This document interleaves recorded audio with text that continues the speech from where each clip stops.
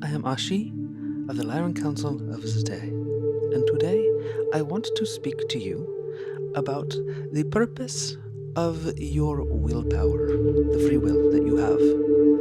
It is distinctly and forever yours.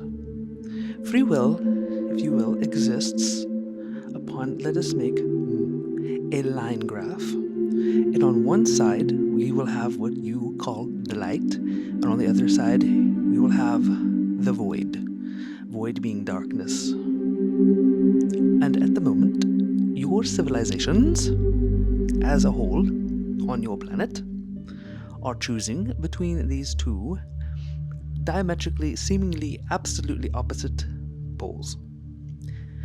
Ironically, perhaps, they are not opposite, for they need each other to exist. However, they are opposites in action currently in your perspective upon your planet. And you see the darkness, the void, as a lack of love, and you see the light, all-encompassing, as all love. And you, as a human being, the creation of your ZeTe Ka, to walk and experience and to know what it means to exist within what we call your ZeTe De. Think of that as a foundation of reality. You get to choose how you deliver information back to ZeTe Ka. You may consider that a higher self, a higher collective. It does not matter what title you use, so long as you understand that you, the human, are directly connected to and created by and for and from and are that being. That being which is working within the systems of creation to give you the platform to experiential reality. Experiential reality, emergent reality, is what you exist in. There is nothing new to this concept, simply perhaps terminology that wipes away a bit of, shall we say, flavor and frill. For we do see reality beautiful, simple, and systematic. Everything lives within the system. And the system is creation and exploration itself. You exist simply to exist. You do not need another reason, another purpose.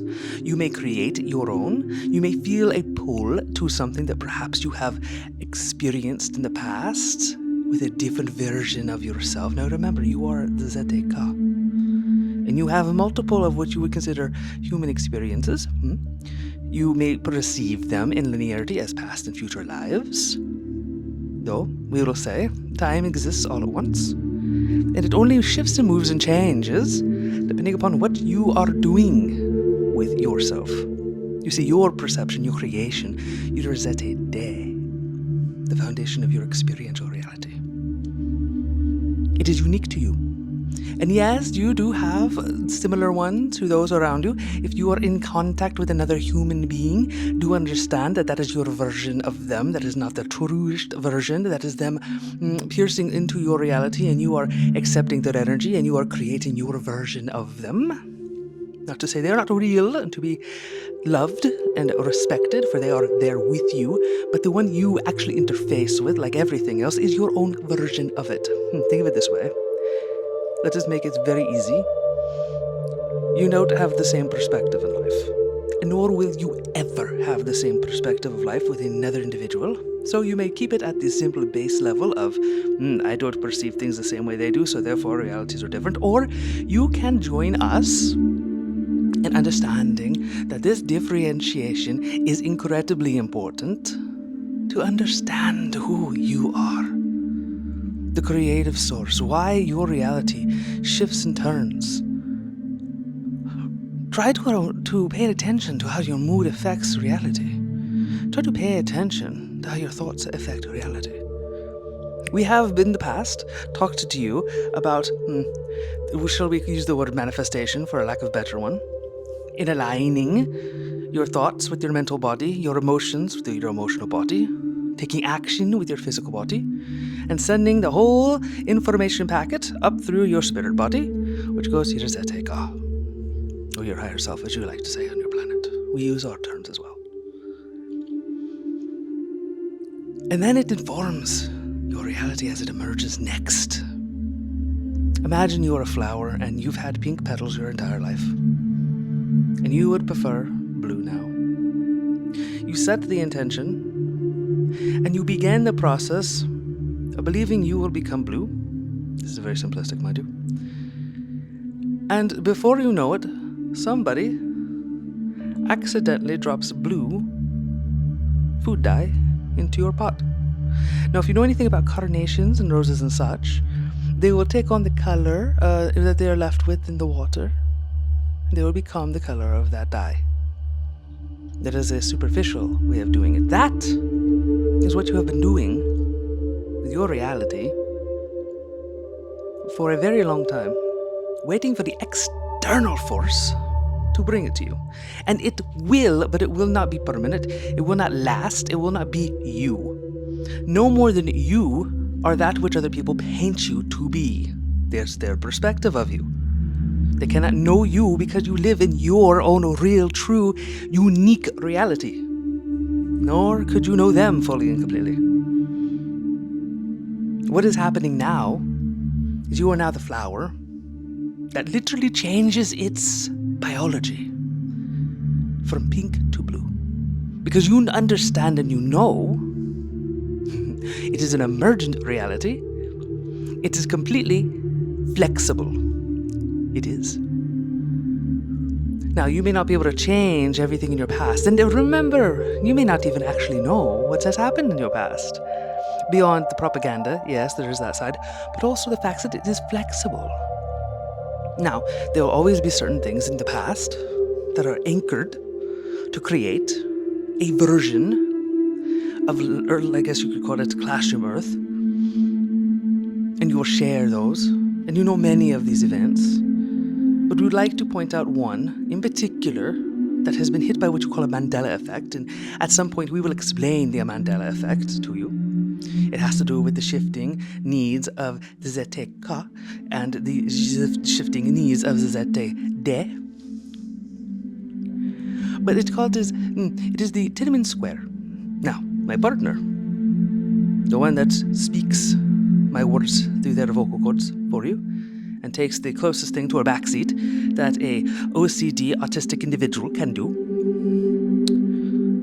remembers being horrified as a child in high school, having to watch a man stand against a tank and lose in a gruesome and horrific way.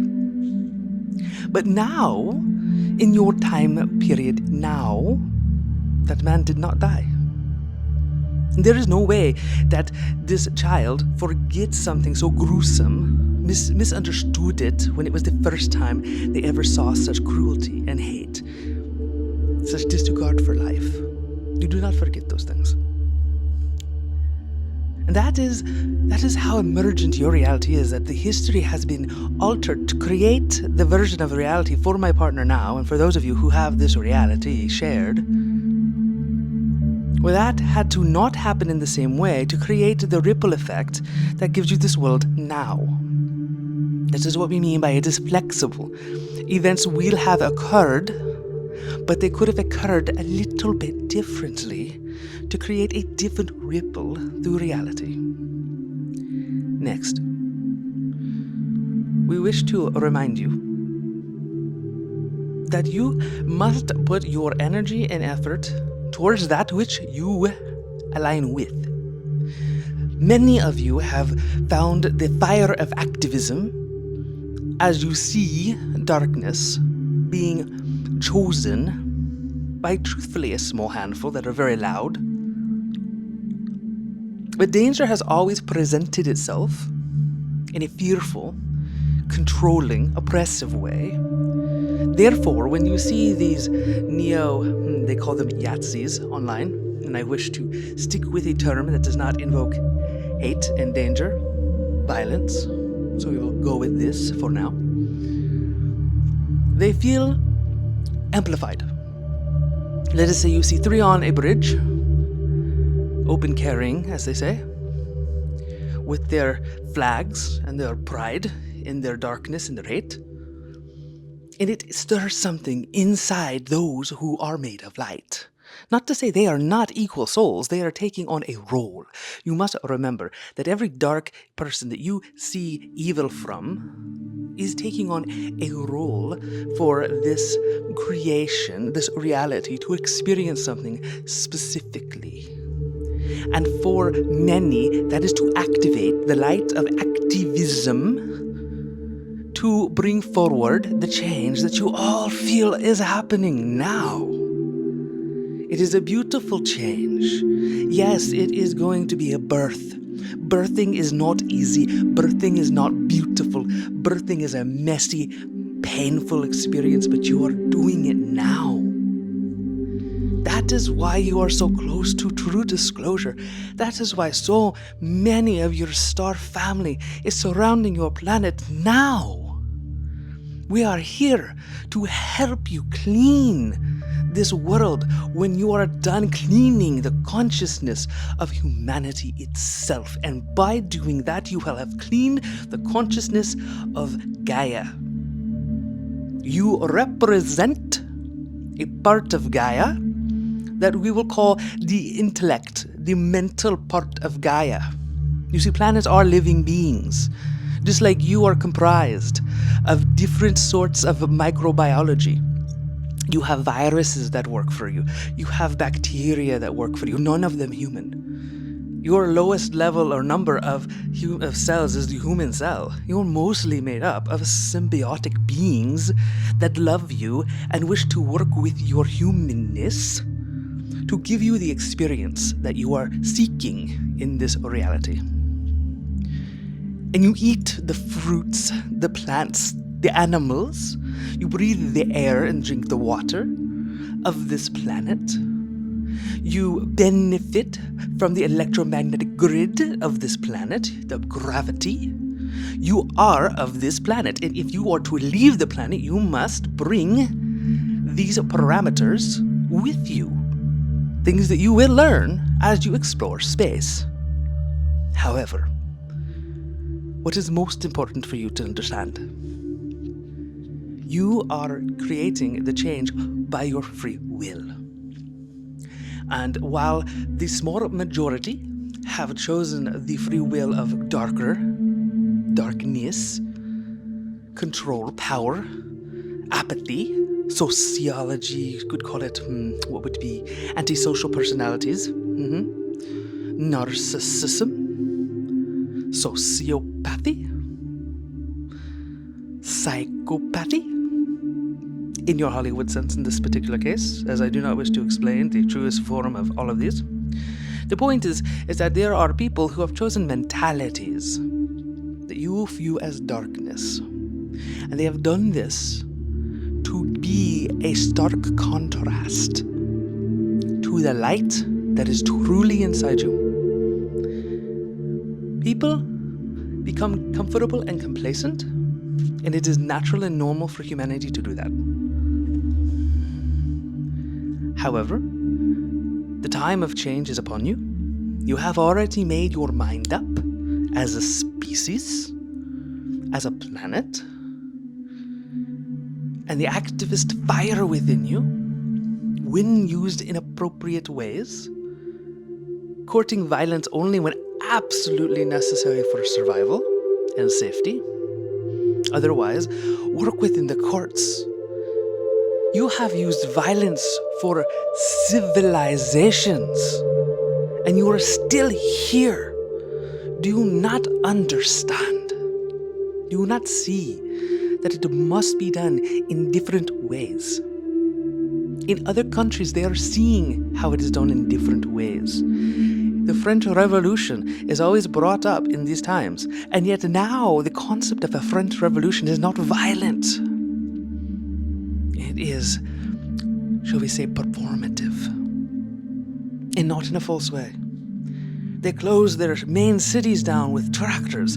The community comes together in understanding that there will be times that they must store food because they cannot reach the market. That there are times they must store gasoline because they cannot reach the pump. And Americans are resistant to this because they have been very comfortable.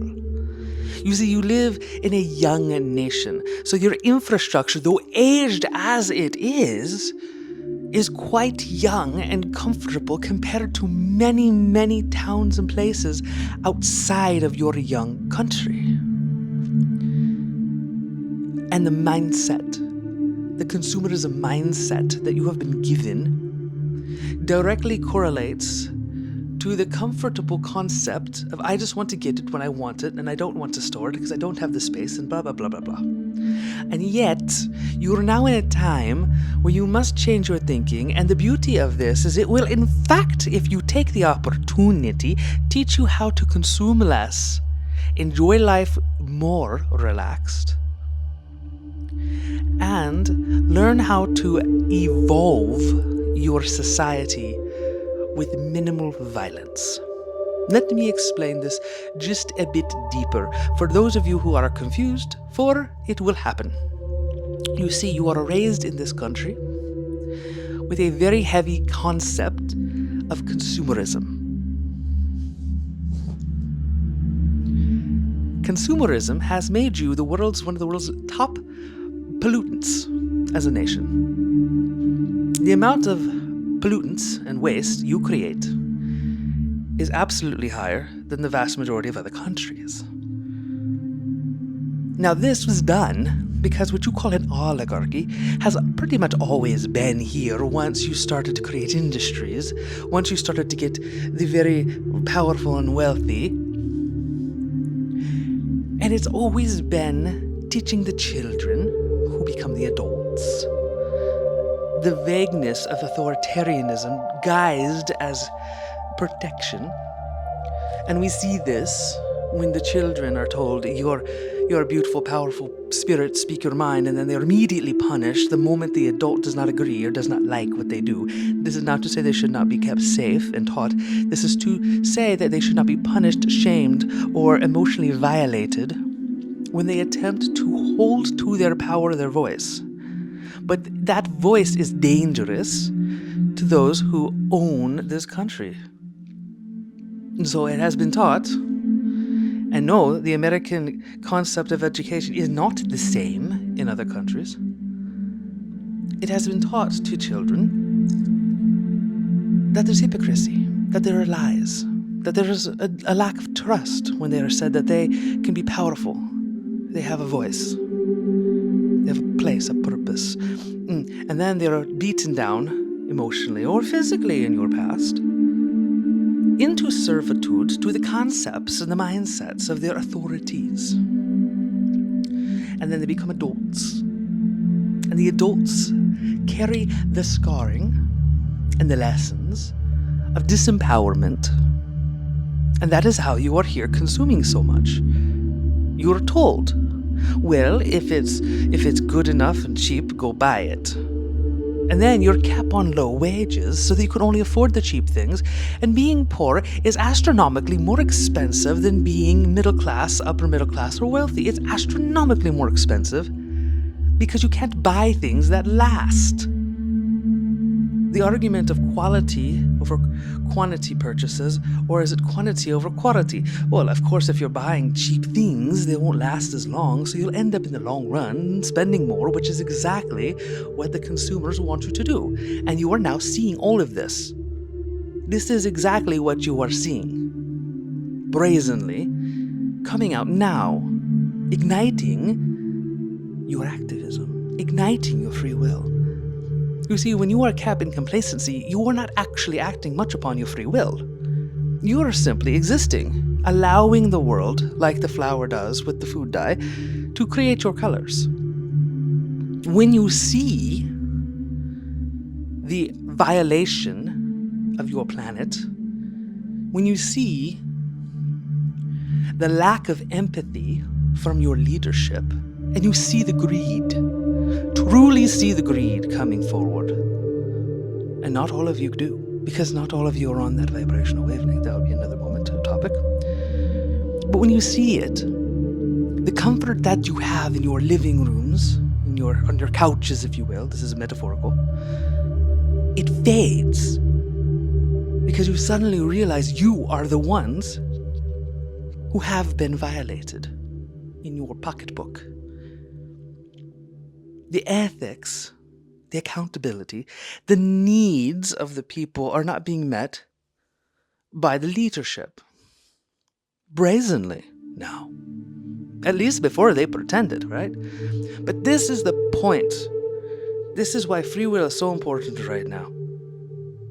This is why there is a small number of bad actors who are loud and scary and are strumming up the fires of evolution. Not revolution, not with an R, with an E. You are all going to emerge to a new world, and many, many, many, many, many of you will live to see this world begin. You will reap the benefits of it. But you must learn how to activate your emergent realities, utilizing your free will. Now understand this. Humanity will absolutely never be 100% light. There is a reason for that. Let us look at it in a sense of photons. Now, for those of you who have done art, you understand this. And there's plenty of you who have also learned this, just from physics and such and science. However, let me just give a quick lesson. When you have no light, it is pitch black, the darkness.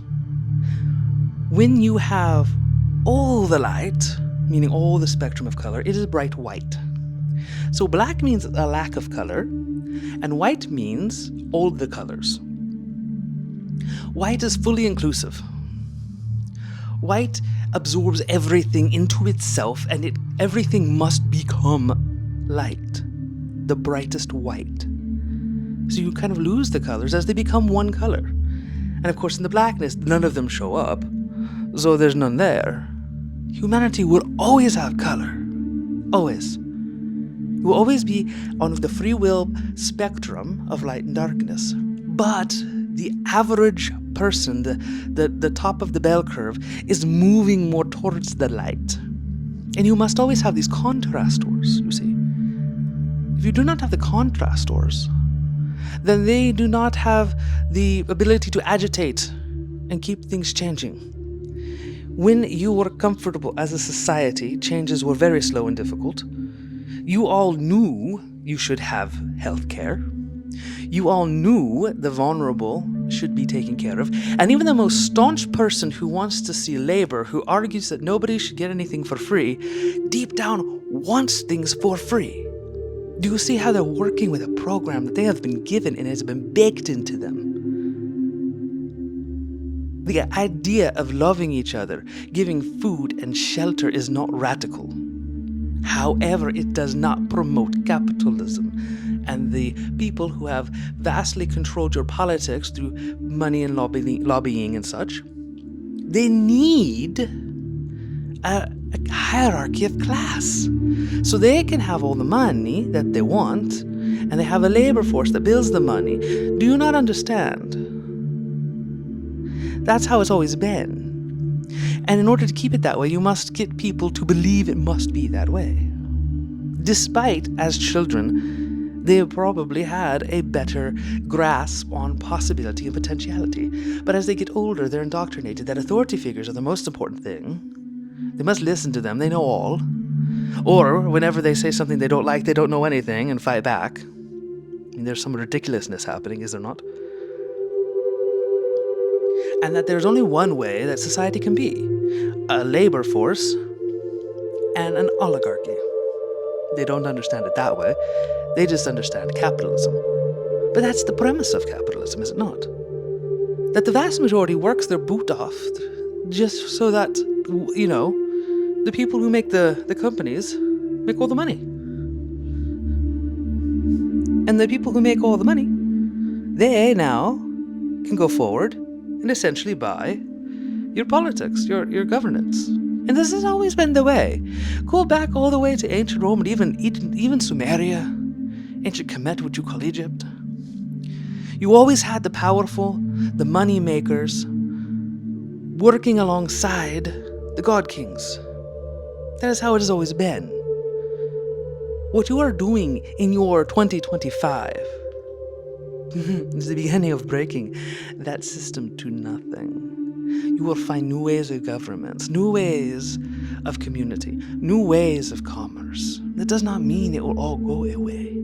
It means that, like an artist that sketches designs, practices an illustration, you will take that which you like from each thing that you have practiced, each version of the piece of picture, and you will put it together to make a masterpiece. That is what you are accomplishing now. You are scraping off, shall we say, the canvas of the old paint, and you are about to make a new picture. That is not something you will ever recognize in 100 years. Capitalism and this divided hate is going away. That is why your fires are so hot now. And though my partner wishes me not to talk about brains, I feel it is essential we do. For there are new brains upon this planet. And by that we mean in number and in intensity. Let me explain. We will call the neurotypical the allistic. What that means is non-autistic. We have the autistic, from the high functioning to the nonverbal. And we have the ADHD, and there is a spectrum of others. These are the most popular. And they all kind of fall within the same spectrum of brain, right? From allistic to autistic. You live in spectrums, my love. This is one of the biggest fights in your planet now, between the binary consciousness of black and white, male and female, right and wrong, based upon one person's perspective or one authority's, to a spectrum of opportunity. But my point with the brains, there is a reason you are now waking up to the sheer number of what you call high-functioning autistics, which one my partner is, which is why they're very uncomfortable with this, because my partner has been gaslit and beaten down by society to not have much self-worth. Therefore, talking about an autistic brain that they have is uncomfortable. But you need these brains because the allistic individual, it's not their strength to be the same strengths as the autistics or the ADHD. The allistic is extremely good, and this is why there are so many more of them, of being essentially an engine for activity. Okay? Let me explain. The allistic individual has less sensitivity. Their parameters, their filtration system perhaps is denser. They're capable of engaging in the emergent world. And all of its data, because all of your reality is just data that you're parsing with your brain in your body. Again, back to your brain. And they don't have this sensitivity. They block out quite a bit. They get the big picture. They see the forest, but they don't see what's in the forest. They see the tops of the trees. They see the mountains. They see the shapes of the mountainside. And only if some event causes them to need to look for the brown bear in the forest, will they even begin the search, assuming they find it. And I don't mean that in a bad way. I mean their perspective, their energy is meant to be more, how should we say, spread. They are very good at getting things done conceptually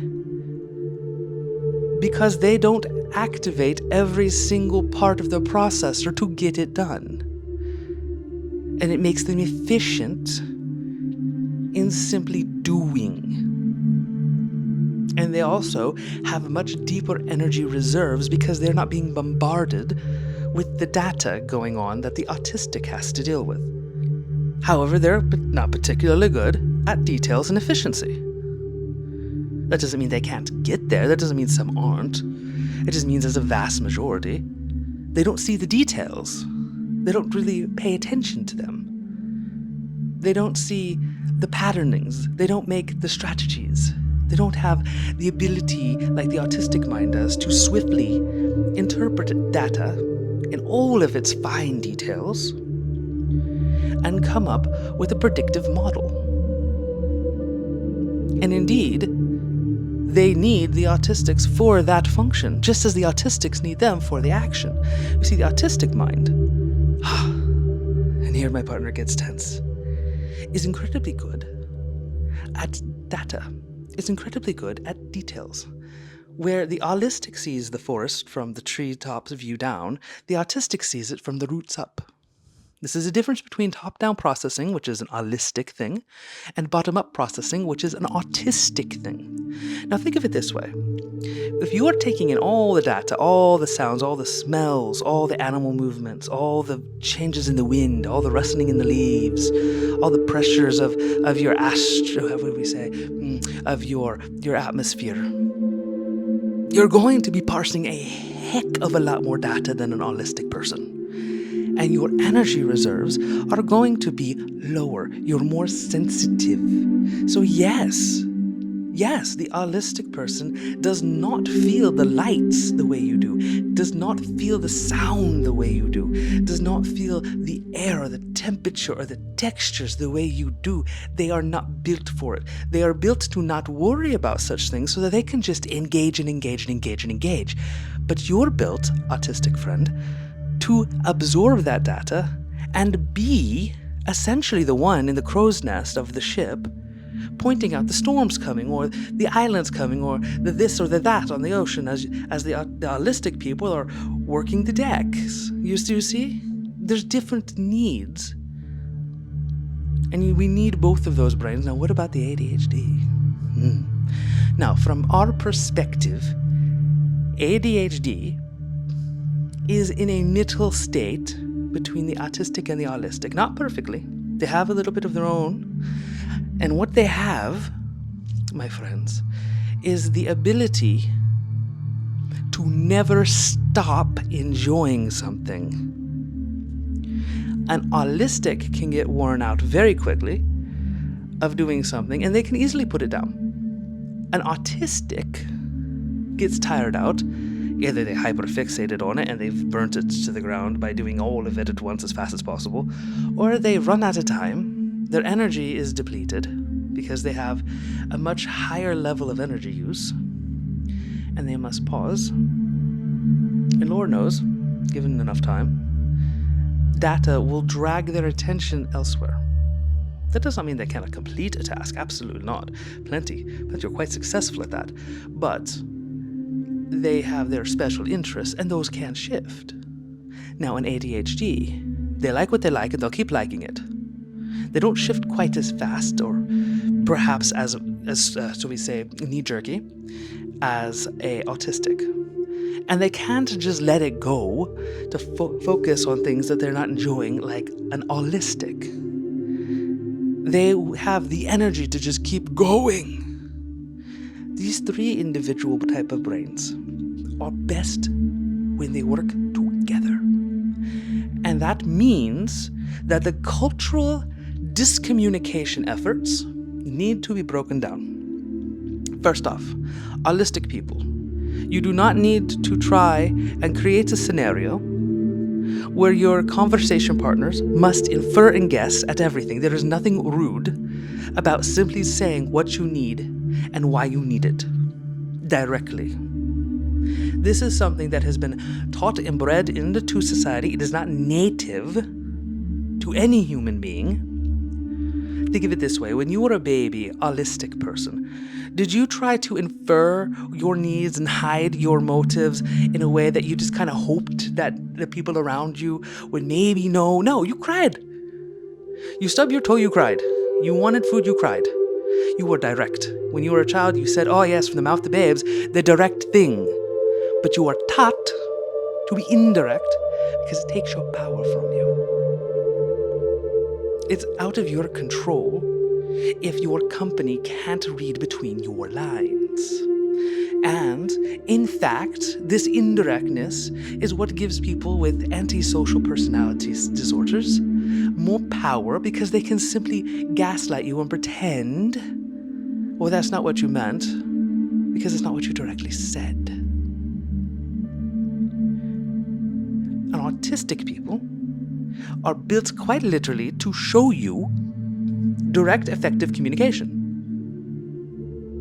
That is why they cannot do it. It's taken out of their capacity by far and large. They can mask, they can try, but believe you me, the vast majority of them are absolutely confused and just desperately trying to guess what the heck is going on in a conversation when everything gets all super indirect. But if you can take away the concept that direct communication is rude and see it as a power, then you can watch the autistics speak and realize they are not trying to offend or upset, but they are simply trying to make sure that the people around them respectfully know what they need. It is something that is most necessary. You do not need to go into a world full of subterfuge after you break to the new world.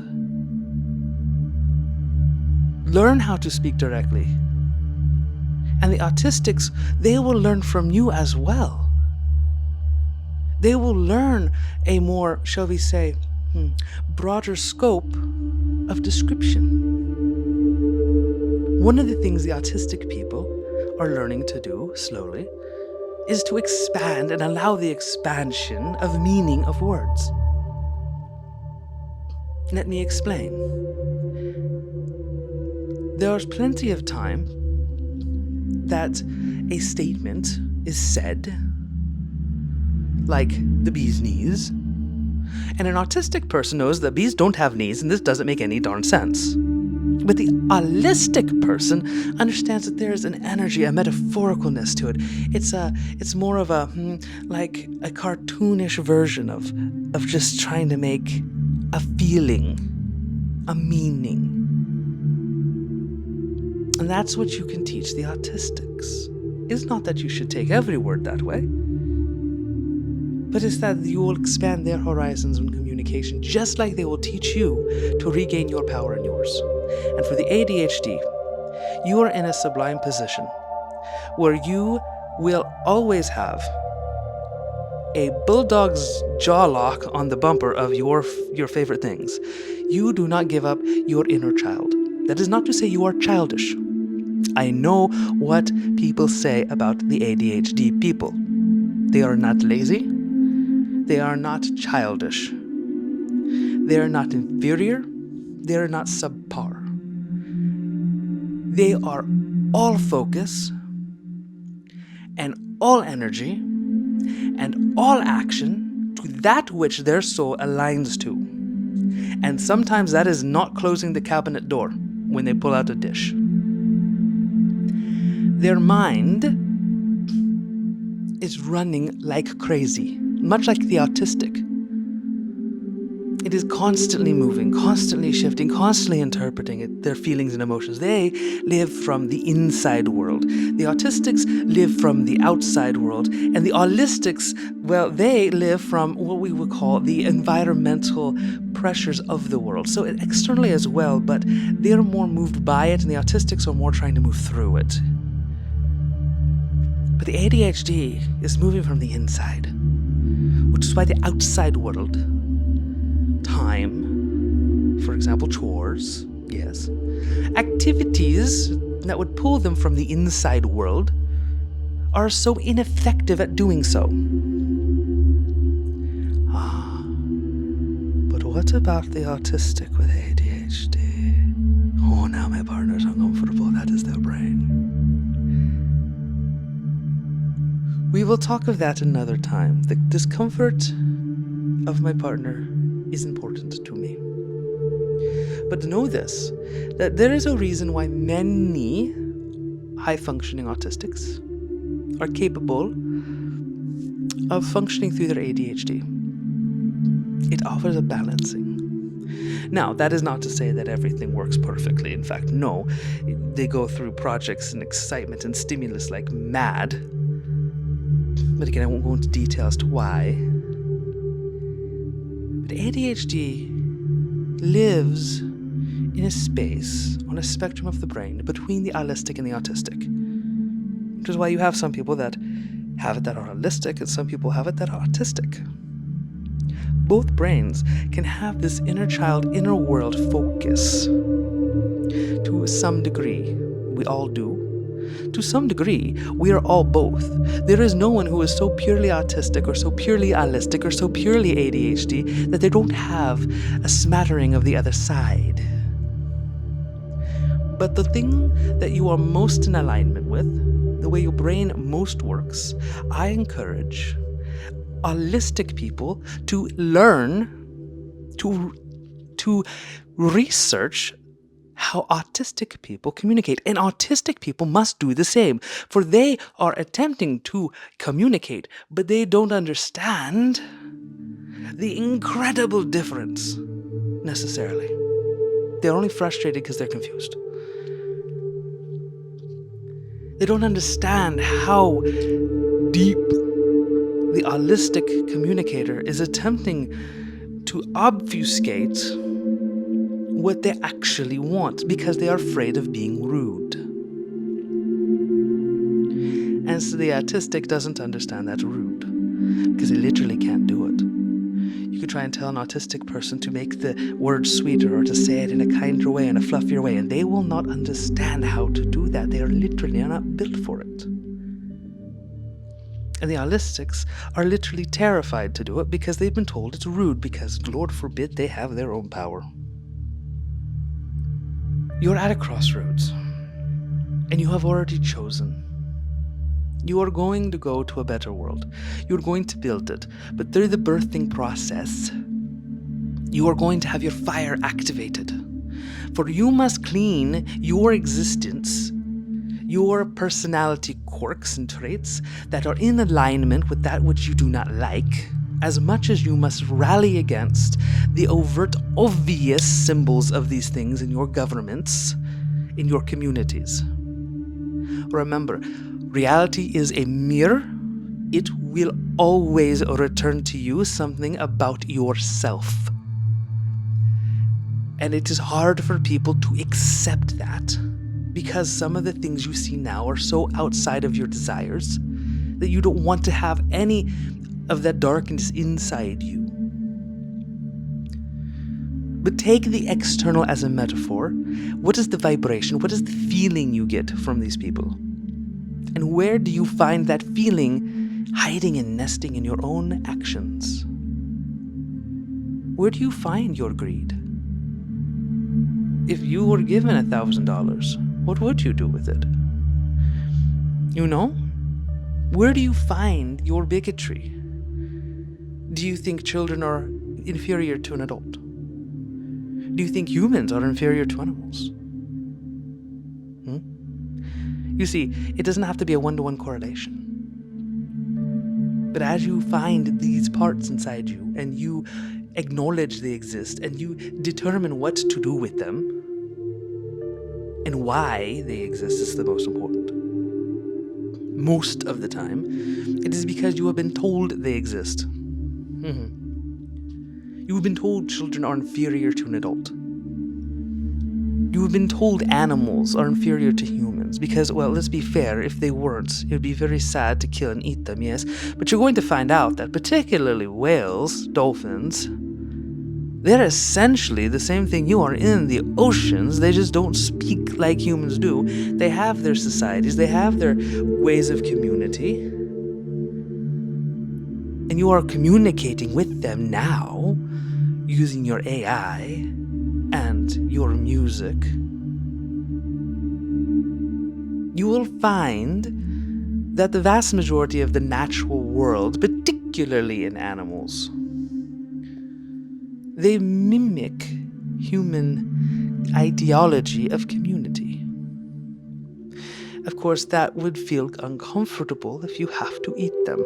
Do not worry, you will not have to eat them for much longer. It is not that you will all become vegetarian. The plants are alive too, you know. They have their own versions of feelings and community as well. There is nowhere you can go on this planet and eat that doesn't have a form of consciousness and sentience and community. But what you are going to start creating, what you have begun creating, which may turn people off when I say these words, but understand the science behind it, creates a replica that is equally enjoyable to the real thing, as you'd say. You are creating artificial meat. And when we say artificial, we do not mean it is not real meat. What we mean is it does not come from an animal that was alive. But it is living meat because the cells are alive. Here is how this works, because I wish to impose this concept upon you with the greatest of love. But there are plenty of you who are, if it ain't real, it ain't good. And it's simply not true. Do you realize that most of the foods you eat now have been engineered so far from the original source just to make them good? Look up the history of your watermelon. You have been changing your food sources to better suit you for thousands of years. This is no different. You are simply utilizing technology that you have now created to create living cells that are in fact the same types of cells, a replication of the steak. No animal suffered for this steak, but it is a steak. It has all the same properties. It is in fact better for you because it will not carry natural things like viral loads that will be inappropriate for your biology. This will happen for your animal's pet food. It has already happened. They're already making it for dogs. It will soon go to cats. And then they will have species appropriate food without harming anything beyond a biopsy. Do you understand? You are moving into a compassionate world. You must allow your technology to be part of who you are. Not to say you must put it in your body, that is a choice for you, but you must allow it to exist in your world around you. When you can accept all brains are created equal and necessary, all people are created equal and necessary, all life is created equal and necessary, all sentient creatures have community, have the rights of respect, and that your technology is quite literally bringing you a world where you harm as little as possible. You create the closest thing a human can do to a non-violent, non-aggressive life. And I understand there will be people who have been hunters for generations and they will not like this and they will want to keep going out and hunting the deer. And I will tell you this, that mentality will not last once trust has been established for a few generations in your new form of human civilization. Hunting will become a thing of the past. You will always go into nature, but what you will shoot them with is with cameras. Because you don't need them for food. The thrill of getting that amazing shot will go from a weapon to a device. The enjoyment of hiding in the forest for the perfect group will still exist. You will still have bushmen. You will still enjoy trekking deep into the wilderness, and it will still be dangerous, do not get me wrong. But the need to kill, to eat, and that will eventually include plants. It will happen with animals first because they look the most like you. But eventually, you will have something similar to a replicator from your Star Trek. And when that takes place, you will not need to harm. A bit utopian this sounds to some. But the technology is already there. You already have all the technology you need for this. You just need to get rid of the energies that have been blocking humanity from being its own civilization. For you have only been the civilization of God, kings, and rich people. And that is what's dying, and that is why they are scared as heck. We love you. We hope this message brings you peace. Good day.